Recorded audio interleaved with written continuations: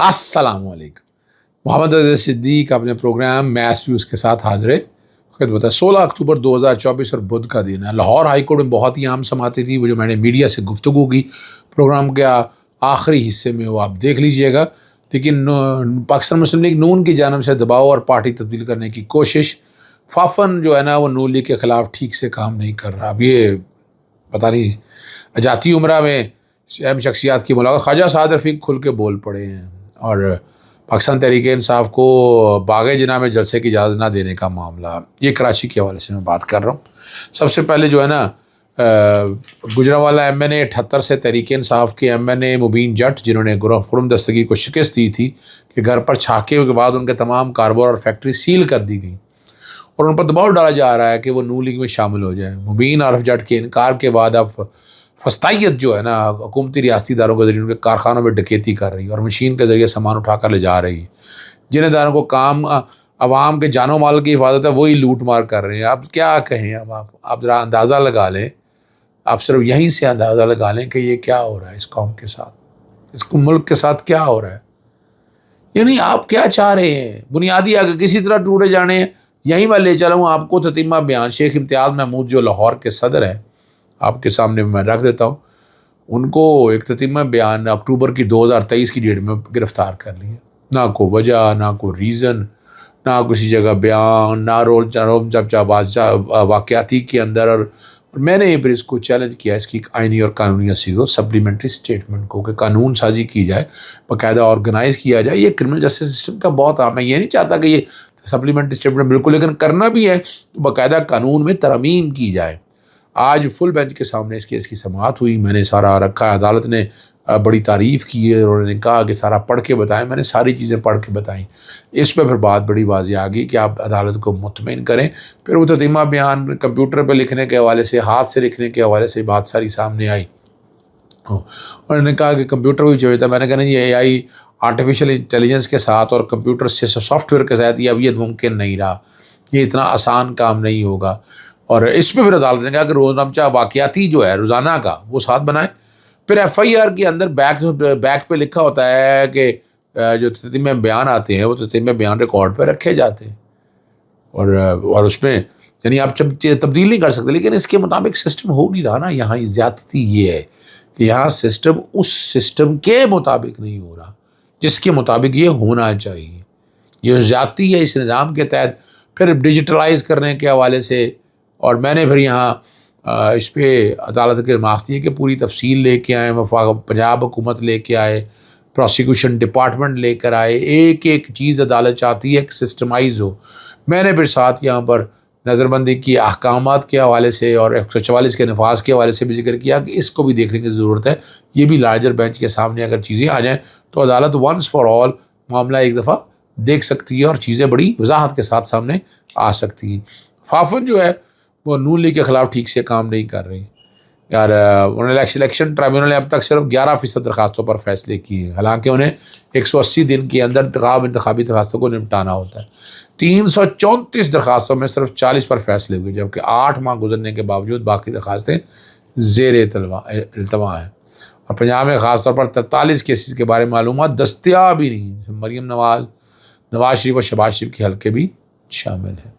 اور خواجہ سعد رفیق نے جاتی عمرہ میں میاں نواز شریف کی دعوت اور مولانا فضل الرحمان سے پیپلز پارٹی اور قیادت سے ملاقات نہایت اہم ہے.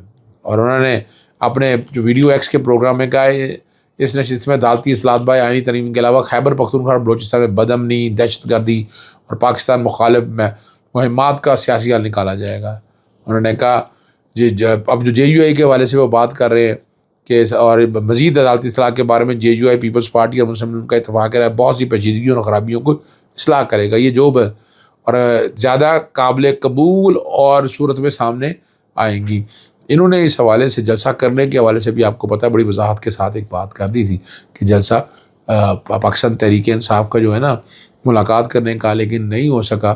آپ نے دیکھا. اور اس میں نے پروگرام کے آخری حصے میں عمران خان صاحب سے جو ملاقات نہیں کروائی جا رہی، اور میں نے بڑی وضاحت کے ساتھ کہا اور کہ ڈاکٹروں کے ساتھ ملاقات ہونی چاہیے، ان کے اپنے ڈاکٹر آنے چاہیے تھے، وکیل آنے چاہیے تھے، لیکن ملاقات نہیں کروائی گئی. یہ وہ ساری باتیں میں نے میڈیا کے ساتھ گفتگو کرتے ہوئے کہی ہے، وہ سن لیجئے گا۔ باغ جناح میں جلسہ اجازت نہ ملنے کا معاملہ ہے اور منظور کر لی ہے ڈپٹی کمشنر اور ایس ایس پی 3 ہفتوں کے لیے نوٹس جاری، 3 ہفتوں کے لیے نوٹس جاری کیے، اور 13 اکتوبر کو کراچی میں جلسہ کرنے کے لیے زیر انتظامیہ کو درخواست دے رکھی تھی۔ اب یہاں سے عدالت گئے، دیکھیں عدالتیں کتنی اہم ہیں، اب عدالتیں اہم نہیں ہیں تو میں کیا کہہ سکتا ہوں۔ لاہور ہائی کورٹ کے باقی کیسز جو میں شارٹ سے آپ کو بتا دیتا ہوں۔ سب سے پہلے پبلک ٹوائلٹس کے حوالے سے معاملہ ہے، ٹھیک ہے، پھر مہنگائی کے کانٹیکس میں ہے، پھر مال ٹاؤن ثانیہ کے حوالے سے بات ہے، اور یہ ساری بات جو سماعتیں ہوئی ہیں اور جو میں نے میڈیا سے ڈسکشن کی ہے عمران خان صاحب کے بارے میں، میں سمجھتا ہوں کہ طبیعت ٹھیک نہیں ہے، میں ڈر، اور 2 سماعتیں لگی تھی کل اسلام آباد ہائی کورٹ میں، وہ ملتوی کر دی اسلام آباد ہائی کورٹ نے بغیر کوئی وجہ کے، ورنہ وہ سامنے ہوتی تو ایک ایک چیز سامنے آنی تھی، جواب دینا پڑنا تھا، لسٹیں اس کی کینسل ہو گئی۔ سنیے گا جو دونوں پوائنٹ میں نے یہاں رکھے ہیں۔ آج بہت ہی اہم کیسز لگے ہوئے ہیں۔ سب سے اہم کیس تو تھا کہ جیل رولز کے مطابق عمران خان کے انٹرویو پر، ملاقاتوں پر، ٹیلی فون پر پابندی لگی ہوئی ہے، اور وہ جو رول ہے وہ آئین کے آرٹیکل 9، 14، 17، 19 اور 19A کی خلاف ورزی ہے۔ اس کا چیلنج کیا ہوا جسٹس فاروق حیدر صاحب کے پاس، اور بنیاد یہی ہے کہ یہ اس رول کی بنیاد پر عمران خان چاہے انٹرویو باہر دینا چاہیں دے، اس وقت سزا یافتہ قیدی نہیں ہے عمران خان، اور آپ اس طرح پابندی لگا نہیں سکتے ہیں۔ بچوں سے بات نہیں کرائی جا رہی، ٹیلی فون نہیں کرائے جا رہے، صحت کے بارے میں پتہ کوئی نہیں ہے، تو یہ آج چونکہ عدالتوں کے پاس بوجھ بہت زیادہ لگ رہا ہے، وہ ایڈجرن کر دیا ہے۔ ہم نے ابھی ریکویسٹ کرنی ہے دوبارہ کہ نہیں، اس کیس کو ٹیک اپ کیا جائے اور اس پہ وضاحت طلب کی جائے۔ دوسرا معاملہ ہے وہ پبلک ٹوائلٹس کے حوالے سے ہے۔ پوری دنیا میں کانسیپٹ ہے کہ پبلک ٹوائلٹس ہر جگہ دستیاب ہیں، لیکن پاکستان میں موٹر وے پہ تھوڑے سے ٹوائلٹ بہتر ہیں۔ اس پہ عدالت کے بھی ریمارکس ہے، جسٹس سلطان تنویر صاحب کے بھی، کہ یہاں ٹوائلٹ بہتر دستیاب ہیں، لیکن باقی جگہوں پر نہیں ہے، نہ ہسپتالوں میں، نہ پارکوں میں، نہ ریلوے اسٹیشن پہ، اور باقی تمام جگہوں کے اوپر، موٹر ویز، ہائی ویز کے اوپر۔ عدالت کو کہا اس پہ کمیٹی تشکیل دے دی جائے، عدالت نے آج کمیٹی بنانے کا عندیہ دے دیا ہے۔ لوکل گورنمنٹ نے، سیکرٹری لوکل گورنمنٹ نے ایک رپورٹ داخل کی کہ ہم نے کہا اس پہ عمل درآمد کیا جائے، ہم نے کہا اس پہ عمل درآمد کا ایشو نہیں ہے، انہوں نے نہیں کرنا۔ ایک کمیٹی تشکیل دی جائے جو بیٹھ کر پوری رپورٹ عدالت کے سامنے پیش کرے، اسی طرز کے پر جس سموگ کمیشن کی طرف پر۔ اس عدالت نے کہا کہ یہ بنیادی حقوق ہے، یہ باتھ رومز یا ٹوائلٹس کی اویلیبلٹی یہ ہر ایک شہری کا حق ہے، اور پوری دنیا میں دیا جاتا ہے، تو یہاں ہمارے قوانین کو بھی سامنے رکھتے یہ فراہم کرنا ہے۔